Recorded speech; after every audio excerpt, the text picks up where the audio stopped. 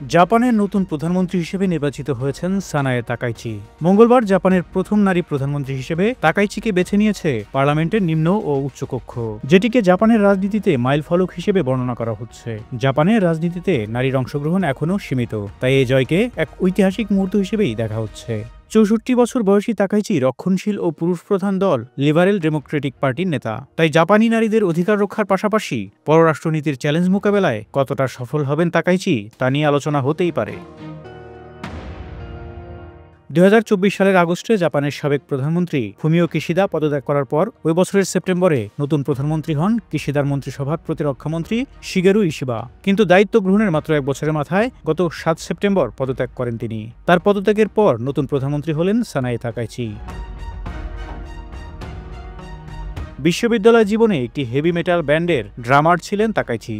রাজনীতিতে তার সবচেয়ে বড় অনুপ্রেরণা সাবেক ব্রিটিশ প্রধানমন্ত্রী মার্গারেট থ্যাচার। আয়রন লেডি থ্যাচারের সম্মানে তাকাইচি নিয়মিত নীল রঙের স্যুট পরেন। জাপানের আয়রন লেডি হিসেবে পরিচিত তাকাইচি সাবেক প্রধানমন্ত্রী শিনজো আবের ঘনিষ্ঠ অনুসারী এবং তার মতোই দৃঢ় রক্ষণশীল ভাবধারার রাজনীতিক হিসেবে পরিচিত।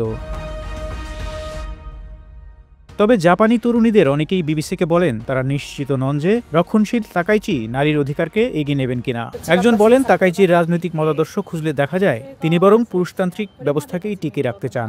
তাকাইচির আগের কিছু কর্মকাণ্ডে ডানপন্থা মতাদর্শ প্রকাশ পায়। জাপানে দম্পতিদের পদবি সংক্রান্ত ১৯ শতকের একটি আইন অনুযায়ী নারীরা বিয়ের পর স্বামীর পদবি নিতে বাধ্য হন। তাকাইচি এই আইন সংশোধনের বিরোধী। যদিও ব্যক্তিগত জীবনে তিনি প্রথমবার বিয়ের পর স্বামীর পদবি নেন, দ্বিতীয় বিয়ের পর তাকাইচির পদবি নিয়েছেন তার স্বামী।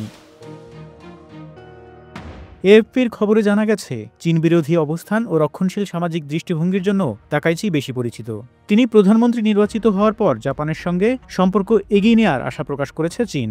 দেশটির পররাষ্ট্র মন্ত্রণালয়ের মুখপাত্র বলেন, ইতিহাস ও তাইওয়ান ইস্যুতে দুই দেশের রাজনৈতিক প্রতিশ্রুতির প্রতি সম্মান জানাতে টোকিওর এগিয়ে আসা দরকার।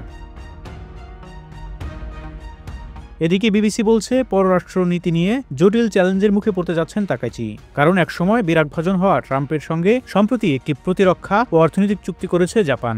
তাকাইচির চ্যালেঞ্জ এখন এই ঘনিষ্ঠতাও বজায় রাখা। যদিও জাপানের মার্কিন প্রীতি নিয়ে উদ্বেগ প্রকাশ করেছেন তাকাইচি, কিন্তু একই সঙ্গে প্রেসিডেন্ট ডোনাল্ড ট্রাম্পের সঙ্গে ঘনিষ্ঠভাবে কাজ করার আগ্রহ প্রকাশ করেন তিনি।